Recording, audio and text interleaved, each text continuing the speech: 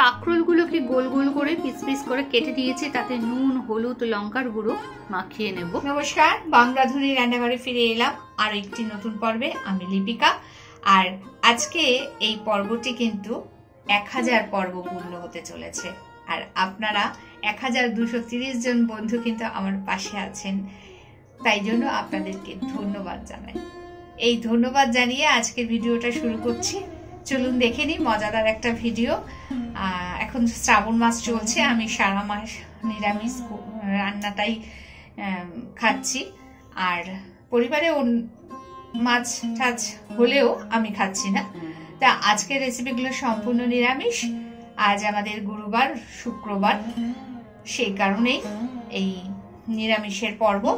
আর ভীষণ ভালো একটা রেসিপি, যে রেসিপিটা রান্না করার পর খেলে পরে মুখে লেগে থাকবে। দারুণ একটা রেসিপি, চলুন দেখে নিই।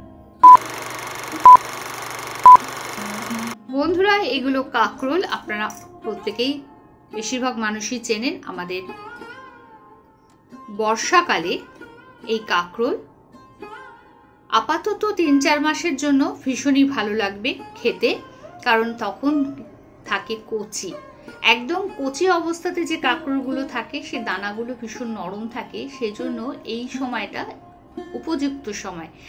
আর ঠিক পুজোর পরে তখন আর কাঁকরোল অতটা বেশি পাওয়া যায় না, তখন একটু পেকেও যায় আর ভেতরে দানাগুলো এত মোটা মোটা হয়ে যায়, তখন আর ওগুলো খেতে ভালো লাগে না।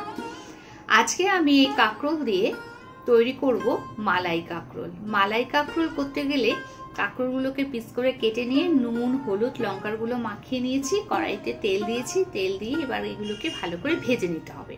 তার মধ্যে একটা মশলা করে নেব, কাজু বাদাম, লঙ্কা, আদা, আর তাতে দিয়ে দিচ্ছি দই। এবার মশলাটা তৈরি করতে করতে এদিকে কাঁকরোলগুলো ভাজা হয়ে গেছে। কাঁকরোলগুলো ভাজা হয়ে গেছে যখন, ওই তেলের মধ্যেই, তেলটা তো অবশ্যই আমি একটু বেশি দিয়েছিলাম, ভাজা হওয়ার পরও ওর মধ্যে তেল রয়েছে, সেই তেলটার মধ্যে ওই মশলাটা যে করে নিয়েছিলাম, কাজু বাদাম, দই সবকিছু দিয়ে, সেই মশলাটা দিয়ে নাড়াচাড়া করে দিয়ে দিলাম দুধ। আর এই দুধটা দেওয়ার পর ভালো করে নাড়িয়ে নাড়িয়ে এটাকে মিশিয়ে নিতে হবে। আর নুনটা দেব, নুন আর একটু মিষ্টিও দিয়ে দেবো তার সাথে। এইবার কসুরি মেথি নাবানোর আগে একটু দিয়ে দিলাম। আপনারা ঘি দিতে পারেন, নাও দিতে পারেন, আমি আজকে আর ঘি দিচ্ছি না। ব্যাস, আর কিচ্ছু না, খুব ভালো লাগে খেতে মালাই কাঁকরোল। আমার রেডি হয়ে গেছে, ওভেনটা অফ করে দেব। খুব তাড়াতাড়ি, অল্প সময়, অল্প উপকরণে মালাই কাঁকরোল খুব সুস্বাদু হয়। একবার বাড়িতে তৈরি করবেন।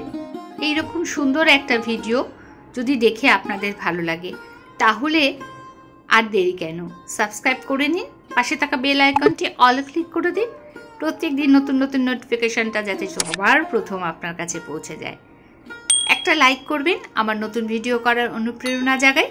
তবে আর দেরি কেন, কালই বাড়িতে তৈরি করে নিন আর সকলের কাছে শেয়ার করে দিন। দারুণ লাগে খেতে এই মালাই কাঁকরোল।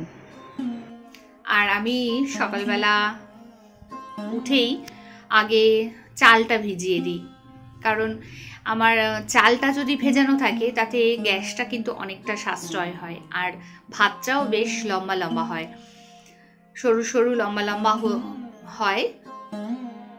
আমি সেই কারণে চালটা আগে থেকে ভিজিয়ে রাখি, আর খুব অল্প সময় হয়, তাতে আমার গ্যাসটা বাঁচে। আজকের বাজারে আছে কাঁকরোল, উচ্ছে, করলা, পেঁপে, আর আছে একটা কাঁচা কুমড়ো। আজকে বন্ধুরা এই কাঁচা কুমড়োটা ভাতে দেব। এই রান্নাটা আমার শাশুড়ির থেকেই শিখেছিলাম, প্রথমবার ওনার হাতে খেয়েছিলাম। এই বাড়িতে যখন আমি আসি তখন এই কাঁচা কুমড়ো ভাতে, বেশিরভাগ সময় রাতের বেলা যদি ভাত খাওয়া হতো, আমরা রাতে ভাতই খাই, তো সেই রাতের বেলা কিন্তু আমার শাশুড়িকে দেখতাম সব কিছু সিদ্ধ দিত, আর তার মধ্যে এই কাঁচা কুমড়ো ভাতে হতো। সেই কাঁচা কুমড়ো ভাতেটা কিভাবে করতো, আজ আমি সেভাবেই করব কাঁচা কুমড়ো ভাতে। কুমড়োটা কেটে নিয়েছি ফালি করে, আর তখন তো অনেক মানুষজন ছিল আমাদের পরিবারে, একসাথে জয়েন্ট ফ্যামিলি। অনেক মানে এই যে সাইজটা কুমড়ো ছিল সেটা দিলেও বোধহয় কম পড়ে যাবে, আর আমরা এখন তো দুজন মানুষ, তাই এটারও আমার গোটাটা লাগবে না, হাফে দিলাম তাতেই হয়ে যাবে। তো এখন এই কুমড়োটা সেদ্ধ দিয়ে দিলাম, চালটা ছেড়ে দিয়েছি, উত্তানি এসছে, তখন আমি কুমড়োগুলো দিয়েছি। ভাতটা কিন্তু খুব বেশি সময় লাগেনি, তো 10 মিনিটের মধ্যেই ভাত হয়ে গেছে। উপর দিয়েছি, হাঁড়িটা তুলেও নিয়েছি।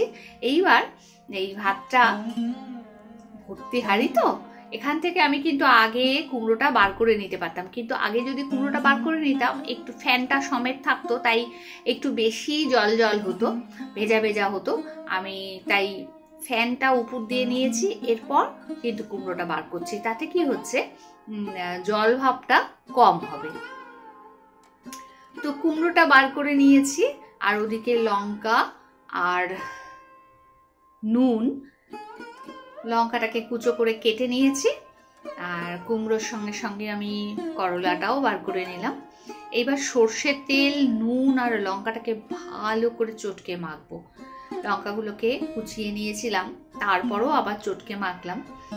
আর লঙ্কাটাকে দুভাগ করে নিয়েছি, কুমড়োটা একটু বেশি মাখলাম, আর উচ্ছেটা যে দিয়েছিলাম করলা সেদ্ধটা, সেই করলা বা উচ্ছে যাই বলুন না কেন, তিতোটা, সেটার মধ্যে ওই লঙ্কাটা একটু খানিকটা মেখে নিলাম। আজকের মেনুতে রয়েছে এই উচ্ছে সেদ্ধ, কুমড়ো ভাতে আছে কচু, শোলা কচু ভাজা। অলরেডি আমি শেয়ার করেছি শর্ট ভিডিওতে কিভাবে করবেন, ভীষণ ভালো লাগে খেতে। আর এই শোলা কচু দিলে আর কিচ্ছু লাগবে না, আর ভাত বরঞ্চ একটু বেশি খাবেন অন্য দিনের তুলনায়। একবার বাড়িতে করবেন, দেখবেন। এখানে কাঁচা লঙ্কা দিলাম একটা, আর এই যে রয়েছে ঢেঁড়স আর কুমড়ো, এটাকে সর্ষে কাঁচা লঙ্কা বাটা দিয়ে করেছিলাম।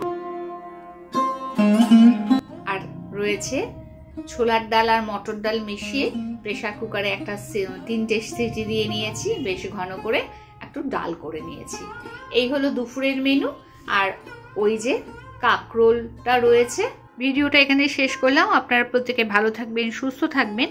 আমার ভিডিওটা দেখার জন্য, সঙ্গে থাকার জন্য অনেক ধন্যবাদ।